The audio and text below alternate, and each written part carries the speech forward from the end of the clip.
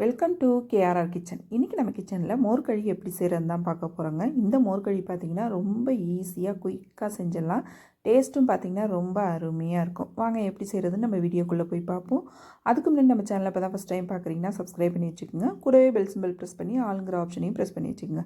அப்போ தான் நான் போகிற வீடியோஸ் எல்லாம் உங்களுக்கு தொடர்ந்து நோட்டிஃபிகேஷனில் ஒன்றுக்கு ஒன்றே கிடச்சிக்கிட்டு இருக்கும். நம்ம சேனலில் பார்த்திங்கன்னா இதே போல் களி ரெசிபி, ராகி கூழ், கம்பங்கூழ், அப்புறம் பார்த்திங்கன்னா இதே போல் பாரம்பரியமான ரெசிபியெல்லாம் நிறைய போட்டிருக்கேன். அதோட லிங்க் எல்லாம் உங்களுக்கு நான் டிஸ்கிரிப்ஷனில் கொடுக்குறேன். தேவைப்படுறவங்க செக் பண்ணிக்கோங்க. இப்போ வாங்க இந்த மோர்கழி எப்படி செய்கிறதுன்னு பார்த்துடலாம். இப்போ ஒரு மிக்ஸி ஜார் எடுத்திருக்கேன். இதில் 1 கப் அளவுக்கு அரிசி மாவு சேர்த்துக்கிறேன். இது கூடவே பார்த்திங்கன்னா 1 கப் அளவுக்கு தயிர் சேர்த்துக்கிறேன்.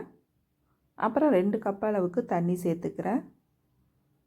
இது எல்லாத்தையும் நீங்கள் விஸ்க் வச்சு கூட கலந்து எடுத்துக்கலாம். நம்ம இது போல் மிக்ஸி ஜாரில் சேர்த்து கலந்து எடுக்கும் போது கட்டிகள் இல்லாமல் ஈஸியாக கலக்க வரும். அதனால தான் நான் மிக்ஸி ஜாரில் சேர்த்து கலந்து எடுத்துக்கிறேன்.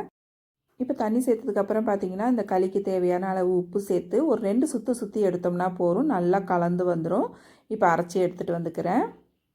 இப்போ பார்த்திங்கன்னா தெரியும், கட்டிகள்லாம் இல்லாமல் நல்லா ஒத்தாப்பில் கலந்து வந்திருக்கு பாருங்கள். இப்போ இது ஒரு ஓரமாக இருக்கட்டும். நம்ம களி எப்படி செய்கிறதுன்னு பார்ப்போம். களி செய்கிறதுக்கு வந்து பார்த்திங்கன்னா நல்ல ஒரு அடி கனமான கடாயாக எடுத்துக்குங்க.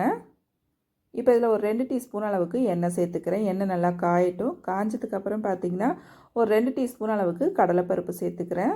1 டீஸ்பூன் அளவுக்கு உளுத்தம்பருப்பு சேர்த்துக்கிறேன். இது கூடவே பார்த்திங்கன்னா ஒரு 1/2 டீஸ்பூன் அளவுக்கு கடுகு சேர்த்து இப்போ கடலைப்பருப்பு, உளுந்து, கடுகு எல்லாம் நல்லா பொரிஞ்சு செவந்து வரட்டும். இப்போ எல்லாம் கடலைப்பருப்பு, உளுந்து எல்லாம் நல்லா பொரிஞ்சு செவந்து வந்ததுக்கப்புறம் பார்த்திங்கன்னா இதில் ஒரு 3 மோர் மிளகாய் பார்த்திங்கன்னா கட் பண்ணி வச்சுருக்கேன். அதையும் சேர்த்து நம்ம தாளிப்பு கொடுப்போம். மோர் மிளகாய் சேர்த்து செய்யும் போது நம்ம சாப்பிட்றப்ப களி நல்லா டேஸ்ட்டாக இருக்கும் அந்த மோர் மிளகாயோட சாப்பிடும் போது. அதுக்காக சேர்த்துருக்கேன். இல்லைன்னா வரமிளகாய் சேர்த்துக்குங்க. ஒரு கொத்து அளவு கருவேப்பிலையும் சேர்த்துருக்கேன். இது கூடவே 1 டீஸ்பூன் அளவுக்கு பெருங்காய தண்ணி சேர்த்துக்கிறேன். நான் வந்து கட்டி பெருங்காயத்தை கரைச்சிட்டு எடுத்து வச்சுருக்கேன், அதை சேர்த்துருக்கேன். இதுக்கு பதிலாக நீங்கள் பெருங்காயத்தூள் கூட சேர்த்துக்கலாம். இப்போ எல்லாம் நல்லா பொரிஞ்சு செவந்ததுக்கப்புறம் நம்ம கரைச்சி வச்சுருக்க அந்த மாவை இதில் கொஞ்சம் கொஞ்சமாக சேர்த்து கைவிடாமல் கலந்து கொடுத்துட்டே இருங்க. அடுப்பு தீயை ஃபுல்லாக சிம்மில் வச்சு வேக வைக்கணும். அப்போ தான் மாவு நல்லா ஒத்தாப்பில் வெந்து வரும்.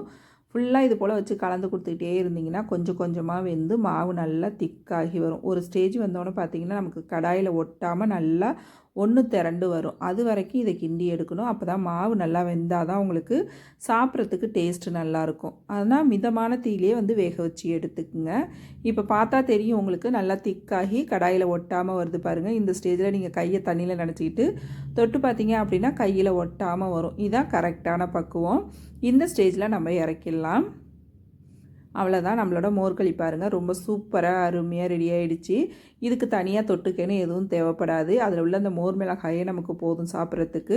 இது கூட வந்து பார்த்திங்கன்னா சாம்பார், வத்த குழம்பு, அப்புறம் பார்த்திங்கன்னா மாங்காய் தொக்கெல்லாம் வச்சு சாப்பிடும் போது டேஸ்ட்டு ரொம்ப அருமையாக இருக்கும். கண்டிப்பாக அந்த ரெசிபியை ட்ரை பண்ணி பாருங்கள்.